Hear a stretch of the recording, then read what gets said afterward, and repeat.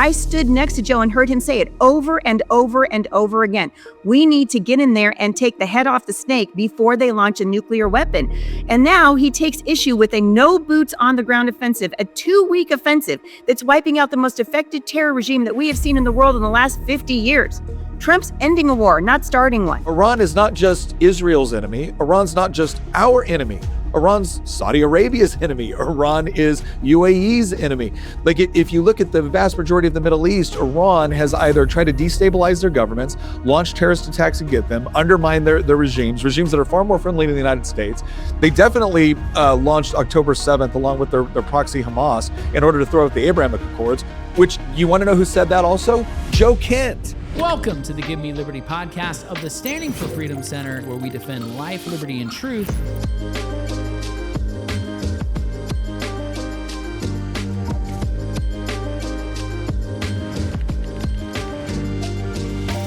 And welcome back to the Give Me Liberty podcast of the Standing for Freedom Center at Liberty University, where we defend life, liberty, and truth to ensure the foundations of freedom exist for the next generation. I'm joined by two very special guests, friends of mine, Nick Freitas, former Green Beret, former Virginia delegate, host of Making the Argument podcast, also Heidi St. fearless culture warrior, advocate for biblical femininity, author of numerous books, host of the Heidi St. podcast. Welcome to you both. So glad to see you. Thanks for having me. Hey, Ryan. Hey, so this week, lots of news unfolding, certainly about Joe Kent. And he's the former director of the U.S. National Counterterrorism Center. He resigned earlier this week, basically in protest. He wrote a letter to the president, articulating his so-called fundamental disagreements with Operation Epic Fury. Both of you know or knew Joe Kent, and I wanted to bring you on just to kind of talk a little bit about that. He states in his letter of resignation, which he posted on X, I cannot in good conscience support the ongoing war in Iran. Iran posed no imminent threat to our nation, and it is clear that we wanted this war due to pressure from Israel and its powerful American lobby.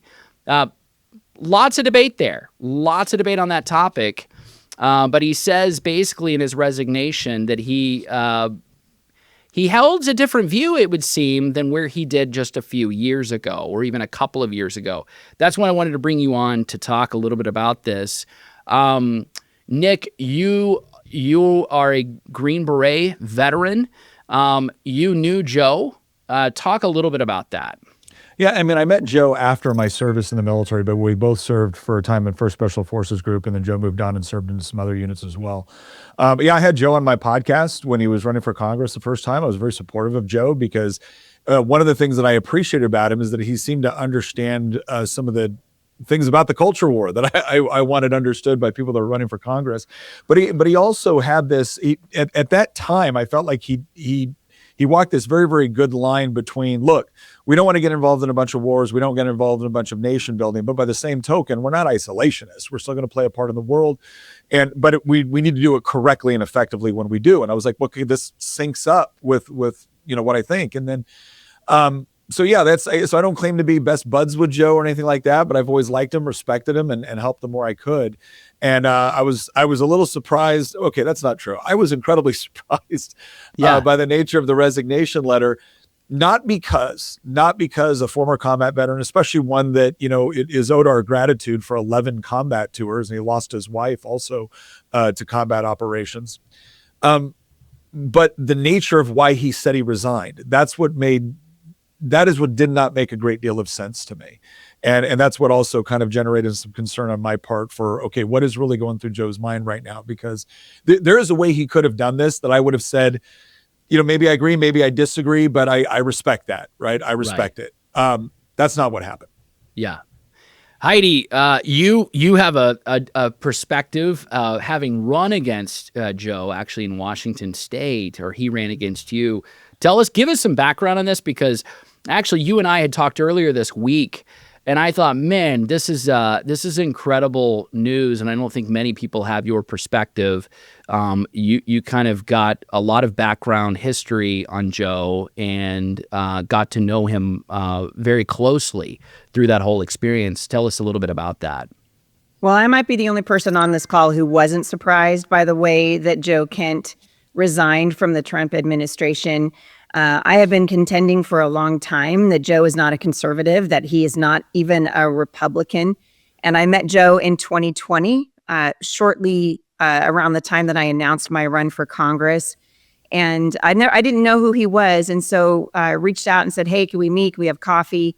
And we did. And I said, hey, where'd you come from? I've lived in this district for a long, long time, 25 years. Where'd you come from? He told me where he came from. He explained about his wife and his service in the military. Of course, I'm very grateful for that. And for grateful for the entire, the loss of his wife is tragic. There's no doubt about it. And so I asked him, I said, what is your, tell me your positions, because he was trying to get me not to run. That was what was happening. He didn't want me to run. And as I listened to him, I said, what's your position on life? What's your position on the culture? And everything lined up. It sounded pretty good to me, except for I had a little check in my spirit. And I told him, I eventually said about 2 weeks later, I said, Joe, you're trying to get me to stand down. I just like to encourage you. Why don't you stand down, since you just moved here and no one knows you? Maybe get involved in the community. Maybe let people get to know you. But he really was insistent that that's what he wanted to do. And so it started out very friendly. And within just a few short weeks on the stump, I started hearing him talk about policy positions that were wildly out of step with traditional conservative ideas. For example, very high taxes on the rich, complaining about the rich making more money than normal people. And I started thinking, what is going on? And then it became clear to me, because someone showed me his voting history in Portland, Oregon. He was a supporter of Bernie that's really Sanders. Important. Yeah, he just a few years prior, he was a supporter of Bernie Sanders. He supported Hillary Clinton. He was a registered Democrat. Then he was a libertarian. So basically, he was a brand new baby conservative, a brand new baby Republican. Well, I've been in the church a long time, Ryan, as you know, and when someone becomes a brand new Christian, you don't make them the pastor of the church. You disciple them. You make sure they got baptized. You go over doctrine. We talk about theology. And I became very alarmed that this guy did not have a history of conservatism. And the more he began to speak, the more alarmed I became, because his ideas didn't line up with what he was saying. And I believe it's true. And I started saying it out on the stump. I said, you don't have a history of conservatism, because what he would say in private didn't sync up with what he said in public. And it was very alarming to me. And I said, there's a wolf in the hen house. I met with President Trump in 2021 for an hour. I flew out to New Jersey to meet with him. I told him I'm very concerned. It turned out that Joe Kent, who used to work for the CIA, gave President Trump a dossier on me that was patently false. And so for 45 minutes, President Trump grilled me. Heidi, why didn't you pay your federal taxes? Why are you divorced? I was like, sir, with all due respect, nothing you're saying about me in that dossier is true. I've been married for 35 years. I have 7 children. I always pay my taxes. They're a little too high, but I always pay them. And I don't know where you're getting this information. Turned out Joe Kent gave it to him. Joe Kent knew that wasn't me. And so I'm sorry, that's untruthful. And I believe that he misrepresented his position to President Trump. President Trump felt like he owed Joe Kent a favor. That's what this comes down to. President Trump has a great deal of respect for the men and women that serve, as I do, in our military. But just because someone serves in the military does not make them material to represent us in Congress. Can you imagine, Ryan, the damage that Joe Kent would be doing right now to the Republican cause if we had given him a vote on the floor of the House of Representatives, given how razor thin the margin is? He's not a Republican. And I think people need to understand what you see now, what you saw yesterday on Tucker Carlson, that's exactly who Joe Kent is. Yeah, we'll play that clip from Tucker a little bit later. But I do want to play right now the Joe Kent we saw on Sean Ryan 2 years ago. Now, I will say this, just for clarification, it was circulating on social media just the last couple of days, and some people were saying, hey, this was him a few months ago. We want to be clear, this was 2 years ago. But what we're going to be listening for is exactly what he says about Iran's threat, particularly to American troops. They're still registering for the draft, aren't they? Like that's the logical conclusion to the direction that we're heading in right now, unless we make some serious changes. I mean, I've already heard rumors that Fifth Group is going to be sending guys to Iraq because of the escalated situation with Iran now. Yeah. I mean, most Americans aren't aware of it. Our troops in Iraq and Syria have been attacked 150 plus times by Iranian proxies. And when we say Iranian proxies, we got to be clear on what that is. That's the Iraqi government that we pay.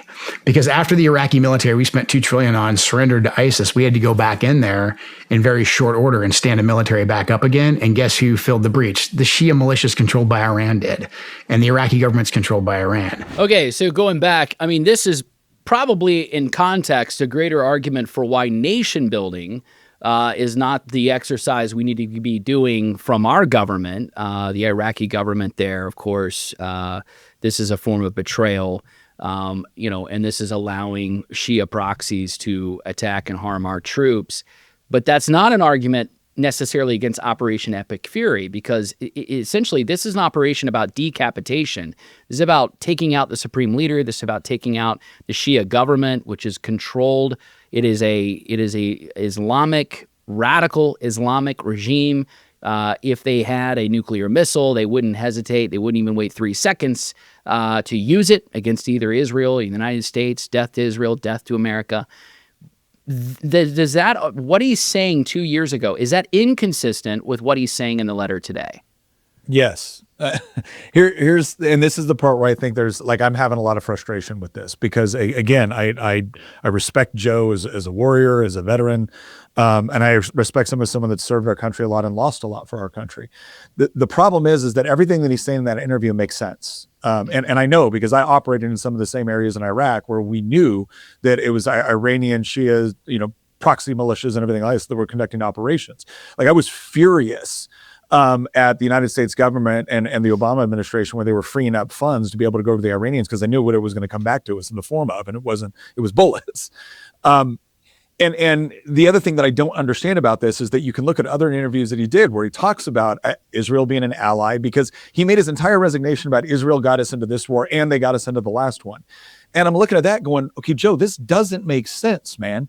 I'm not saying that Israel doesn't have its own national security interests, and to the extent that they want our national security moves to benefit them, yeah, of course, that's obvious. That's not right. That's some nefarious plot. That's how every country in the world operates. Right. But the idea that Israel was just hot and bothered to get us to go into Iraq in 2003, that's not the case. Mm-hmm. It's not that they didn't see Iraq as a threat, but to Joe's point, the Ariel Sharon government was telling Bush, hey, look, obviously we're going to back the plane. We say Iraq is a threat, and they launched Scud missiles at us during the last Gulf War and all of that. Bad guy. We don't like him. However, Iran is the much greater threat. And with Saddam gone, you're inviting a power vacuum that Iran's probably going to fill. Mm-hmm. And lo and behold, that's what happened. Right. And so I share all of Joe's frustration with respect to how we conducted the war in Iraq, how we did it. I share it. But this idea that, well, we're just in another war against Iran, you'd actually have a better argument to say, if we'd gone to war with Iran initially, you would have had a better argument to say, oh yeah, Israel wanted us to do that. But there's this weird logic that's being used, whereas if something benefits Israel, then it must be bad for us and we're just getting drug along. It's no, interests can align. Right. Iran is not just Israel's enemy. Iran's not just our enemy. Iran's Saudi Arabia's enemy. Iran is UAE's enemy. If you look at the vast majority of the Middle East, Iran has either tried to destabilize their governments, launch terrorist attacks against them, undermine their regimes that are far more friendly to the United States. They definitely launched October 7th along with their proxy Hamas in order to throw out the Abrahamic Accords, which you want to know who said that also? Joe Kent. So it's if Joe came out and said, look, I recognize Iran as a threat. I've been saying it since 2019 publicly. I've been being very public about Iran being a threat and even before that. And I think we needed to decapitate their nuclear capability, but we've taken it too far. And the end result is the Iranian people are not ready to take over their own government. They're not ready to fight their own ground war. And so now all we're doing is inviting another power vacuum that's existed before. I think it's going to inevitably lead to ground troops, and I can't support that. If he had said that, I would be like, Joe, I don't know if I agree with your analysis, but I get it. Right? I get it. It makes perfect sense. It's entirely consistent with what you've said in the past. It's entirely consistent with what I also know. And yeah, I'm not the director of the National Counterterrorism Center, but I know a lot of people that work around the National Counterterrorism Center. And so that would have made sense to me. This doesn't.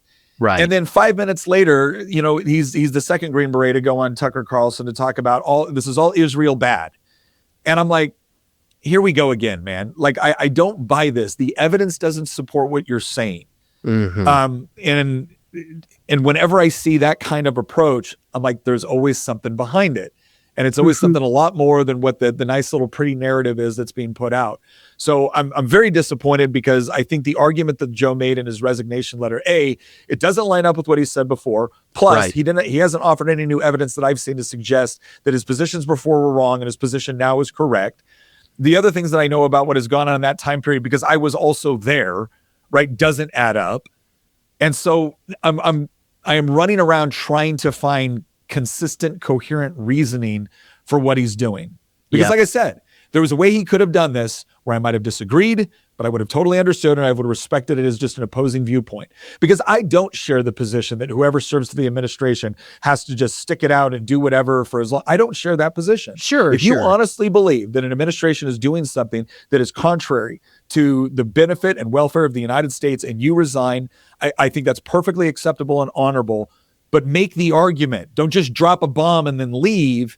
Right. And have it be an argument that is completely inconsistent with everything you told us you believed for the last 5 years. Since 1971, Liberty University has had one mission: training champions for Christ.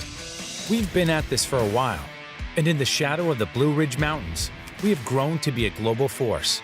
Today, Liberty runs over 100,000 students around the globe, studying across 15 colleges and schools. And among them, over 30,000 military students.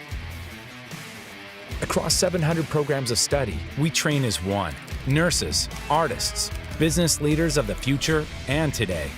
Together, we work to give back through service trips, local community work, and over 500,000 volunteer hours per year. And we play just as hard as we study, with 20 NCAA athletic programs and 40 club sports teams. So, who are we? We are Liberty University, and we train champions for Christ. Yeah, that's right. I'm going to insert this, and I want to go to Heidi, but I'll just say this. Remember, this is the Biden administration said $150 billion to Iran. According to the aid that we send to Israel, that would fund their government, so to speak, or that would make up for 50 years of U.S. aid to Israel. Well, I want to be. Let's be intellectually honest about something, right? Right. A lot of what was freed up to go to Iran was money that had been frozen. So that's right. I'm not making it's the same claim. It's a 1-for-1. We're giving direct, aid to Iran. But the bottom line is, at the end of the day, Iranian proxy militias were launching terrorist attacks, destabilizing regions, killing Americans. Right. And these guys were just freeing up money to go back to Iran to entice them to do what? Exactly. Sign deals that would mean nothing to them because they're perfectly willing to lie to us if it means they can free up the necessary funds. I mean, there's no question that the Obama administration and the Biden administration handled Iran in such a way which empowered and emboldened them to completely, again, launch terrorist attacks throughout the region, strike the United States, continue to develop their nuclear program. And again, we essentially helped fund it by freeing up those funds. Yeah, absolutely. I'm going to play the J.D. Vance clip, and then, Heidi, I want to get your response. 3 weeks ago. Now, you asked about Joe Kent. Now, I know Joe Kent a little bit. I like Joe Kent. You heard the President of the United States say yesterday that he likes Joe Kent, too. But it's one thing to have a disagreement of opinion. I know the president very well. He welcomes differences of opinion. He likes it when people express their views about what should happen. He listens to everybody. It's one of the great things I like about him is that whether you're the gardener at Mar-a-Lago or whether you're the Secretary of the State, the president cares about what you think about an issue. He recognizes that everybody has smarts and everybody has wisdom. That said, whatever your view is, when the President of the United States makes a decision, it's your job to help make that decision as effective and successful as possible. And so the president said this yesterday: if you are on the team and you can't help implement the decisions of his administration, he has the right to make those decisions, then it's a good thing for you to resign. And I think that's exactly right. It's fine to disagree, But once the president makes a decision, it's up to everybody who serves in his administration to make it as successful as possible. That's how I do my job, and I think that's how everybody in the administration should do their job too. So when POTUS makes a decision, it's your job to help that make that decision as effective and successful as possible. Heidi, you've had several conversations with the president. You know Joe Kent. What are your thoughts there? Well, I agree with J.D. Vance. It is the responsibility of people inside the administration. I think what Nick said is absolutely right. Joe has the right to leave. Like, if you can't handle it, if you don't agree, if in your gut you're like, dude, I'm part of something that I just cannot get behind, then go ahead and resign. This is not what happened. Joe waited until just the right time, and he dropped a bomb on the president on his way out the door. J.D. Vance is exactly right. My time with the president, one of my big takeaways with him, and again, I was with him kind of mostly by myself with Susie Wiles for about an hour. He asked me about every foreign policy position in the world. Heidi, what do you think about this? We were sitting watching the G7 summit. He does want to know what other people say. This idea that Joe tried to plant in the heads of the American people that President Trump is some sort of stooge that's being bossed around by Israel is ridiculous. Last night, when he was on Tucker Carlson, he intimated that the president is afraid. He said the president is afraid for his life. I'm like, are you kidding me? You can say a lot of things about the president. He's not afraid of you. He doesn't care. He's going to do what he thinks is right. He definitely knows how to read a room. Joe Kent is being exactly who Joe Kent is. President Trump did him a favor. He did him a solid. He honored him by giving him this amazing position inside of the administration, which he did not earn and did not deserve.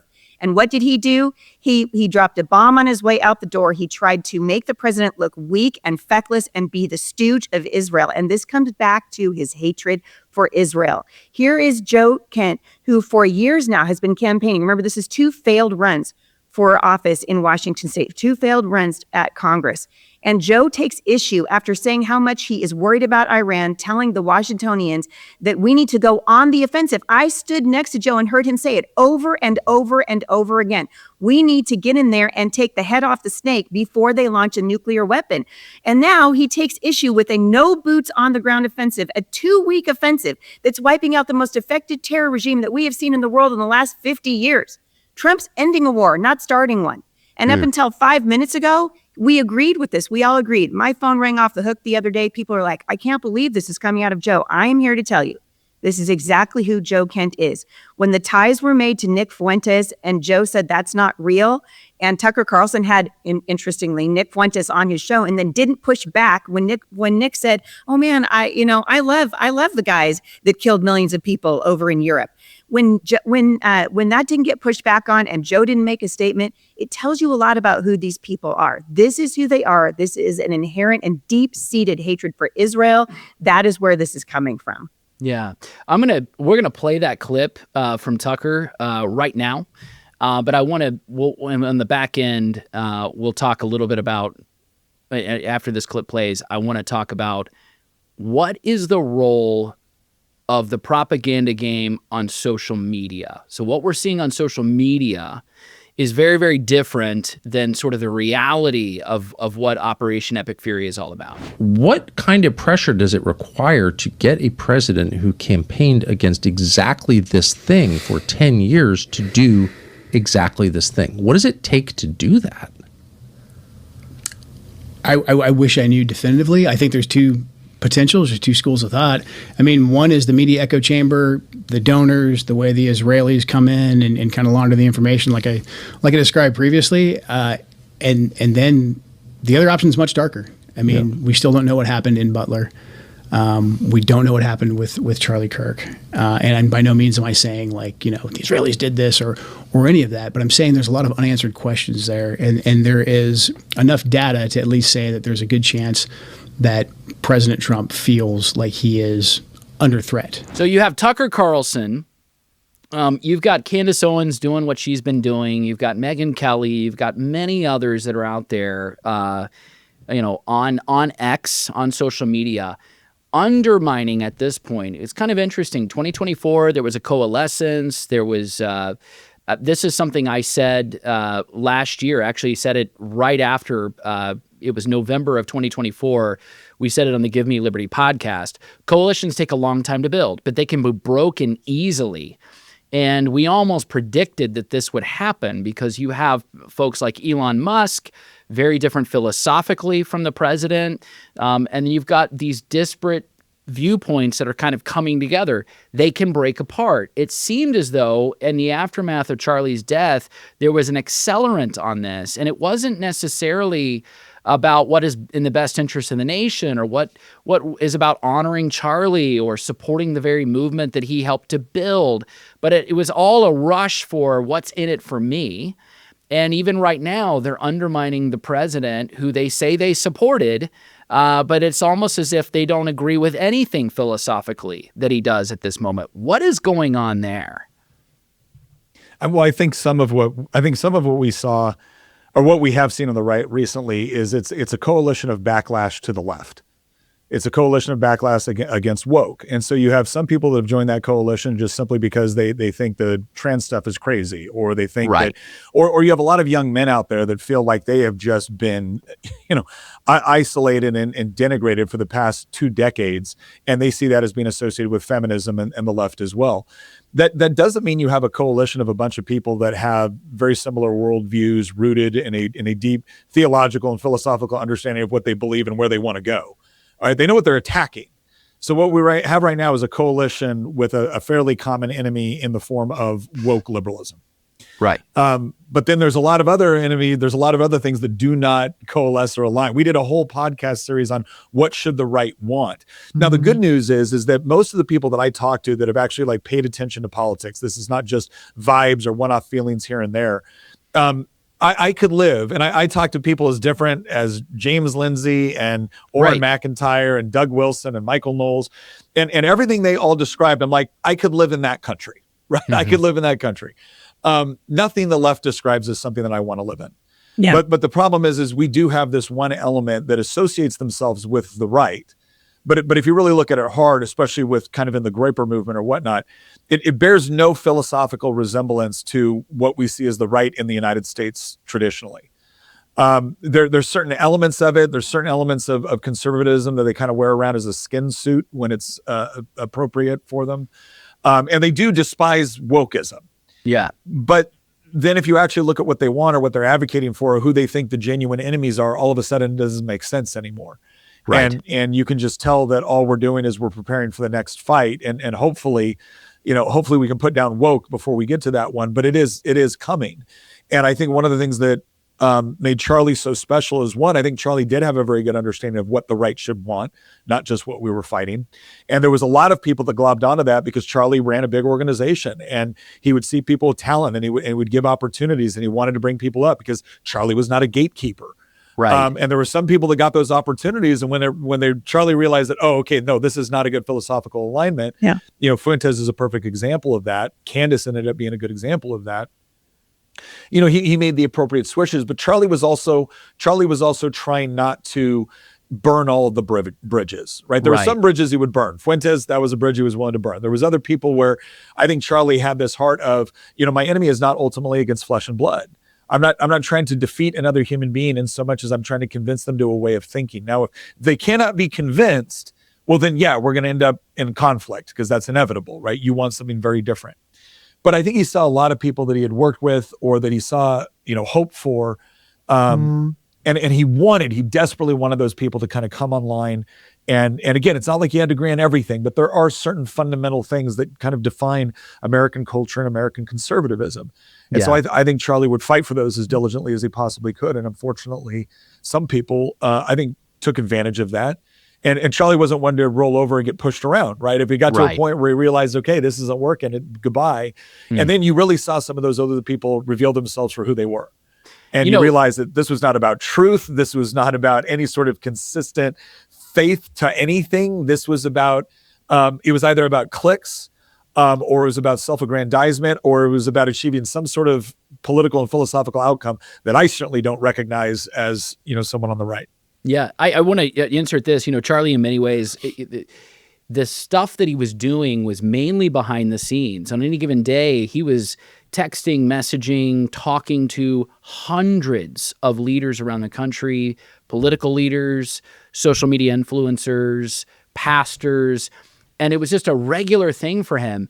And what's interesting, I saw a meme the other day that it was on Charlie, and it showed like a town, like situated, nice, peaceful town, normie Americans. There was a huge dam that is Charlie Kirk. And then beyond that, just the political crazy that you're seeing, the circus. And he held all that back. I mean, he really did. And there were a lot of people that I think he was able to kind of keep at bay because he was able to talk them off the edge of their own personal kind of crazy. And so he was able to make peace with a lot of people and keep the peace. I'm going to play in just a minute. I just want to play this final thing with Victor Davis Hanson. But before I do that, your thoughts, Heidi, just on Tucker, on Joe Kent. I know that he's not done. There's going to be more media around this podcasting wise. But what are you seeing in terms of the so-called, these guys, I guess we counted as folks that were with us. I think of 1 John 2, they went out from us, but it proved that they were not actually with us, right? They're going out, proved that they didn't really have the same heart or shared the same understanding. And that's applying to the gospel. But I think here it's applying to what is really conservatism about. Yeah, I think we got to do a better job of vetting people when they say they're conservatives and they want to run for positions of authority to direct the narrative of the conservative movement. Interestingly enough, this morning in the Seattle Times, massively anti-American leftist newspaper, Joe Kent's on the cover and they're praising him. And when the anti-American Seattle Times is holding you up as a hero on the front page, you pick the wrong side. You picked the wrong side. And I'm here to tell you right now, this is exactly who Joe Kent is. When I was on your show the other day, we were talking about the spiritual warfare that is being waged right now in our nation and around the world. The Bible says that we don't fight a flesh and blood enemy. We are fighting spiritual forces of evil in heavenly places. And what are we doing? We are sending people to the front lines of spiritual battles who cannot wield spiritual weapons. And we have got to stop doing that. We've got to get better about who we are sending out. I thought it was interesting. I also knew Charlie. And the last time I was with Charlie, he and I were talking to Lucas Miles about the direction of Turning Point Faith. Charlie was a big tent guy to a point. And I thought it was interesting that when Joe Kent was talking to Tucker Carlson yesterday, he brought up Charlie, of course, and the conspiracy theories around it. Charlie Kirk called the conspiracy theory industry brain rot. That's exactly what it is. Just because we were lied to in COVID does not now mean the earth is flat. And we have allowed the sort of brain rot and the worms of the conspiracy theorist movement, which I frankly think is demonic in its nature, to drive the narrative. And critical thinking has got to surface again to the top. Joe said yesterday that the last time he saw Charlie, it was briefly in the West Wing, and that Charlie kind of did a Hail Mary and said, Joe, do anything you can to keep us out of the war in Iran. Listen. I don't think that that's exactly what Charlie said to Joe. I think Joe is spinning it. The left now, Joe has just given them their star witness for the third impeachment hearing that's going to happen when we lose. If we lose the House, I fear that we will in the midterms because I think the backlash is going to be so severe. We need to watch what's happening because this is spiritual and the enemy is going to use it. He's going to take this ball and run it down the field. And those of us who know the Lord and have the Holy Spirit have got to start defending truth. Truth matters. Truth matters when we're talking about biology and what a woman is. I can't believe that we live in such a time that we're asking these ridiculous questions. This is more ridiculousness on the part of the left. Joe Kent is not a conservative. He's a leftist. He always has been and he always will be. And the right needs to stand up and decide, what do we want to stand for? We don't need uniformity on the right, but we do need unity. We can't win anything without unity. We know that a house divided against itself will not stand. This is spiritual from sunup to sundown. Spiritual battles require spiritual weapons. So you're looking for a university that's perfect for you, a school that has anything you could possibly need. Anything? You want a place that has the programs you want to study, and maybe a few more, just in case you change your mind. I think I'm going to sign up for the fashion design program. All right. A place with state-of-the-art facilities. I mean, look at this campus. And who doesn't love big-time sports? And great recreational activities. Okay, now we're on a roll. Somewhere you can hike, slide, strike, shoot, climb, eat, and most importantly, eat. You want a place that takes you to space? Okay, maybe not, but we can teach you how to fly, or pastor a church, or run a business. And all that with a great view? Yeah, I think I know a place. Amen. By the way, I just want to insert this. The earth was created in 6 days. I believe that. I believe that's scientific. I believe in the virgin birth. I believe the earth is round, and I believe we landed on the moon. And by the way, we that's all a agree that the testament. pyramids were made by aliens, right? Yeah. No, that's human slavery. That's what built the pyramids. But y'all, the insanity of the question everything kind of deal that started in Genesis 3. Anybody who reads their Bible, the question everything, what I call the hermeneutic of suspicion. Yes. The interpretive lens by which you view all reality. If it's constant suspicion, it's like you can't build on that. You have to have something constructive. Hey, let's roll this clip and bring it on home. This is Victor Davis Hanson about the zooming out Operation Epic Fury and the value of what's going on there. Get rid of that regime, all good things happen. Because then you have no foreign influence. Or who is supplying the Iranians with all these drones and missiles? North Korea, China, Russia. Russia has already lost Syria. That was good. If we get rid of Iran, China will have no proxy there. And there will be no money for Hezbollah and Hamas and the Houthis. And then the Israelis can take care of them at their ease. They will cease to exist. So that is another thing that he wants to do. Get rid of if you get rid of the communist government in Cuba, and they deserve it, what they've done, and Iran, and you got rid of Maduro, these are not just haphazard. They're all aimed at a larger goal to diminish the influence of China, to break up this nexus of North Korea, Russia, and China, which is the cause of all our problems, and to demonstrate to the Chinese, you better not fool around with the United States, given what we've done. We're not the United States that has DEI and drag shows at Pentagon at military bases, and we're not running away like we did in Afghanistan. This is a new military. Vote for that guy. Yeah. What's that? Vote for that guy. Vote for that guy. He should run for office, right? Victor Davis Hanson for the win. Yeah, I love Victor Davis Hanson, but a couple of things just to think about, right? Venezuela, of course, had training grounds for Hezbollah in the Western Hemisphere. They're one of the biggest energy exporters in the world, along with Iran. That's exactly what China's Belt and Road and BRICS initiatives are built on. They need energy, and they need cheap energy. If they get choked on that, right, that's a huge loss to them. But Venezuela was the biggest energy exporter to Cuba. The Cuban government wants to go to the negotiation table because they want to prolong their regime. It's not looking so well. Cuba might fall. I'm talking about the communist regime. I hope that happens. I just want to point out something else. China does not yet have a blue water navy. They're developing one. They've got lots of ships, but they're trying to develop one. One of the things to look back at the height of the Cold War, Russia had all kinds of forward bases around the world. They used Cuba as one of them, but they had bases where they could refuel their ships, they could dock, they could repair. China doesn't have that yet.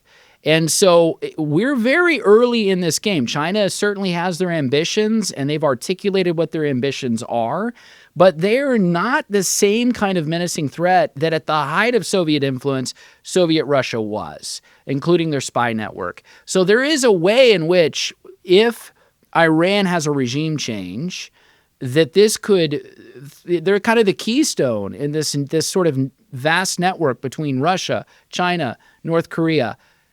It could all come crumbling down and come crashing down. So I just want your thoughts, Nick and Heidi, on that. I mean, first of all, I have a great deal of respect for Victor Davis Hanson. If you haven't read his book, Carnage and Culture, I would immediately. By the same token, I'm sorry, I take a little bit more caution on some of this stuff. Sure. I'm not concerned about China's Navy. I'm concerned about how China is completely integrated into American tech, into all of our data centers and our communications infrastructure. So I don't think China's not invading the United States. China's not nuking the United States. China's not doing any of that. I don't think China's even invading Taiwan. But if the threat that China poses to us is the amount of economic and internal damage that they could do right before a midterm cycle or something like that, by simply shutting off the lights for a temporary period of time. I do think Iran, again, I think when you have to back up and look at everything that Trump is doing with respect to Greenland, with respect to Cuba, with respect to Venezuela, all this is connected. These aren't just one-offs. The Chinese were trying to get rare earth minerals in Greenland, and the United States wanted to rebolster its efforts to be able to establish listening posts and other strategic military infrastructure in Greenland, right? Cuba's been a long time, not only enemy of the United States, but exporter of Marxist and communist regimes, right? Yep. Venezuela has the largest known oil reserves in the world and was cozying up with not only Russia and China, but with drug cartels as well as terrorist organizations. Right. Iran's the more complicated one out of all of this, though. And this is why, I don't treat every conflict like Iraq and Afghanistan because they're very different. I was skeptical of what was going on in Venezuela because the initial warning was like, we're going to run the country. I'm like, we're going to do what now? Because you're right. It's not Iraq and Afghanistan. You don't have to deal with Islam, which is a major concern whenever you're talking about nation building exercises or even regime change. But it does come with other problems and challenges in Venezuela. It's not just a one-off and you're done. With Cuba falling, right? The other thing we got to remember is Trump just doesn't get to do whatever he wants. We lose a midterm or we do something like that, and all of a sudden we're halfway into something and it gets cut. That has really detrimental effects to the United States, not to mention the fact that there's always this pressure once a president gets involved in something in order to finish it or bring it to a good conclusion. And so the real concern about boots on the ground in Iran and us now having to take over the war and run the country, that's a real concern. I'm not going to just... Sure. However, I also believe that Donald Trump has a very good track record on not trying to set up nation-building campaigns. Could Trump potentially find himself in a position where it's like, well, crap, we got some of what we want, not all of what we want, but I'm not launching a full-scale war in order to end it, so we're going to have to come up with some sort of negotiated settlement. Yes, I could see Trump doing that long before I see him saying, all right, 101st, 82nd, 1st Armored Division, pack up, we're going to Tehran, right? I don't see him doing that. Right. If he did, I'd be sitting here right here pissed, right? Because I know what it's like to try to do nation building in a country that has no interest in developing Western style parliamentary democracy. Right. Right. And with Western style values and Western style economics. They don't want it. So if the Iranian people actually possess the ability to do all of the heavy lifting on their own, with the exception of, we can do the technical strikes. We can do the standoff strikes with respect to naval and air power. We can even help with special forces with respect to by, through, and with indigenous populations, working with the Kurds, working with other groups. I can sit here and look at this as someone that's skeptical of U.S. foreign involvement and say, I can see a pathway to success where the benefits outweigh the costs associated with that. But again, I'm also a little bit skeptical of this idea of like, well, we can just do it all. Because the other problem that I see is we're running into the very practical considerations of not only domestic problems at home, but midterm elections. And this is the reason why I think Heidi and I are both frustrated at Joe, although we look at Joe through kind of different lenses, is that to some degree I'm looking at all this going, man, there's all kinds of ways that you could have stayed in play. If what your real concern was us drastically increasing a ground war in Iran or something like that, you could have stayed in that position. You would have had the president's ear, he would have listened to you, and you could have probably helped prevent an escalation that I think most of us don't want to see. Sure. But you didn't. You decided to go out. You decided to play the it's all Israel's fault game, which, again, looking at the history and just the data, I'm sorry, that doesn't add up. Right. But if that's the worldview you've chosen, if that's the lens with which you now see everything, well, then I can tell you this, it doesn't just infect the war in Iran. It will infect just about everything else within your worldview, because that's what we've seen with these other guys. And so I just can't emphasize this enough. I am not a super hawk, let's go invade and do whatever we want. And of course it will all be fine because we're the biggest and baddest on the block. We have to be very careful about what we do, how we do it, American lives, and looking at all this through the lens of the American electorate as just a practical political consideration. Right. But I think we just need to have an honest discussion on all of this. Matt Walsh, who I disagree with on Iran, Matt Walsh actually says something I think is perfectly reasonable. He goes, for me, it's very simple. What is the cost-benefit analysis, and do the benefits to America outweigh the costs? Sure. And can we reasonably look at what's going on and what's likely to happen next and come to the conclusion that this is a high-benefit, low-cost operation like Venezuela or Greenland or potentially Cuba, or is it potentially high-cost, high-benefit, high-cost, low-benefit? That is a perfectly reasonable, discussion to have. Right. But the moment it's like, nope, Israel did it all. I'm like, I already know who you are. I already know what you believe.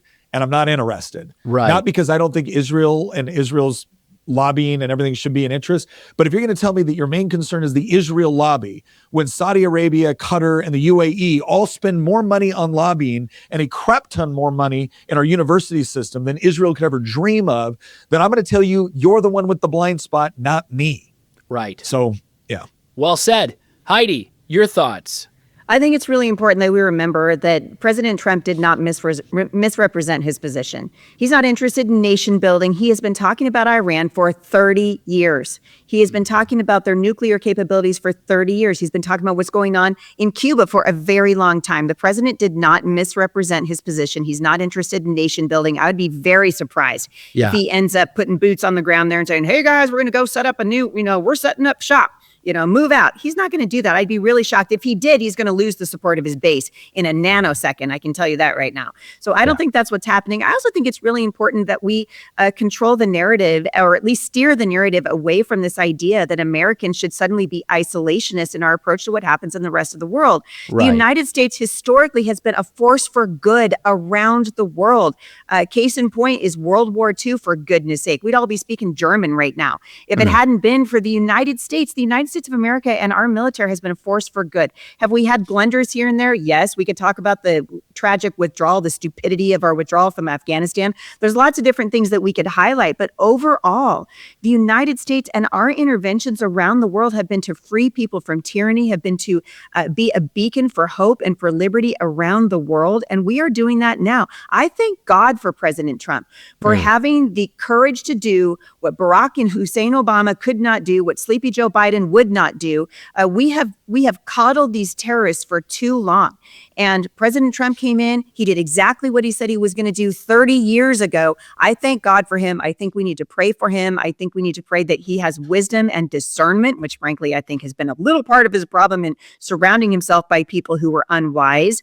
But as a general rule, I support the president. I think we need to pray for him. And remember, America has always been a force for good. We cannot adopt this America-only mentality and isolationist approach to foreign policy. I think it's going to hurt us around the world. I was just talking to a guy from Australia on my podcast yesterday, and he spent 30 minutes talking to me about how much the Australians value their friendship with the United States and how they see us as a force for good. He said, don't forget, you guys have the greatest living government document ever created in your Constitution.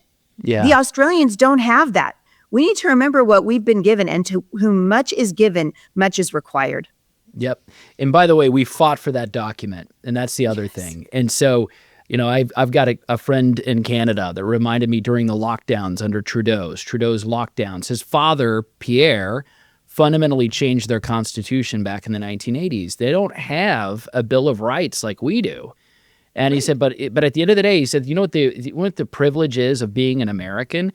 You at least had your forefathers shed their blood in order to defend that document. We had our freedom granted to us. It is fundamentally different in the mind, the cultural memory, the heritage and tradition of a nation that just, okay, we bequeath you this. The crown has allowed you to be free. No, we fought and we won. And so I think that is something that is so fundamental to what it is to be an American, that we are a nation of warriors, but we stand on biblical principle. And at the end of the day, and I agree with you, that shining city on a hill, we're not perfect, but we are not unique in the evils around the world. America has been a force for good. I was with Charlie Kirk 5 days before his assassination in South Korea. And one of the things he was sharing with the South Korean people is this government, this country, is actually a testament to an American success story. So when we say, well, all nation building, that doesn't work. It's like, well, hang on. Maybe not with Islam. I agree with that because it's fundamentally incompatible with Western values. But it worked in South Korea because they were a nation that were willing to adopt Christianity. And that's how they got free.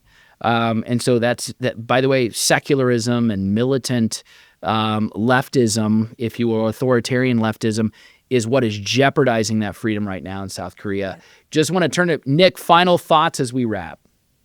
No, I mean, I think I've kind of said everything that I thought about it with it. But again, I want to agree with Heidi that when we do look at this going forward, the right does have to get a handle on what it is that we actually want, and Yes. that doesn't include absolute uniformity on every single position.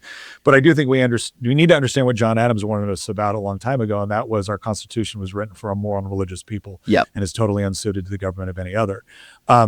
Everything, the Constitution, federalism, the three branches of government, the way that our founders analyzed anacyclosis and tried to come up with something that works for it. That's all great, provided it rests on something. And what we need to get back to understanding and unapologetically declaring is that all of that was built upon a Christian framework. When the Bible is the most cited source of the founders, not Montesquieu, not Locke, not Blackstone, the Bible, then we need to understand what actually built and made everything else possible. And that's one of the things, again, that I think that was wonderful about Charlie is he did understand that. And I think we need more people within the right that are not shying away from that and are willing to hold up that banner and say, this is ultimately what we're fighting for. And we're not going to use the sword to proselytize, but we're also not going to pretend what the source of truth is. Right. Amen. Well said. Thank you both. This is huge. And I appreciate your comments, especially when it comes to Joe Kent and then when it comes to American foreign policy. Appreciate you. I just want to remind everyone, follow these guys, this podcast. So Making the Argument and the Heidi St. John podcast. Nick, Heidi, thank you for joining Give Me Liberty. Blessings to you both. Thank you. Thank you. Hey, did you find this helpful? I hope you did. Please like and subscribe, share with a friend, and also go to standingforfreedom.com where you can find more content, articles, podcasts, and our Theology of Politics series, all at standingforfreedom.com.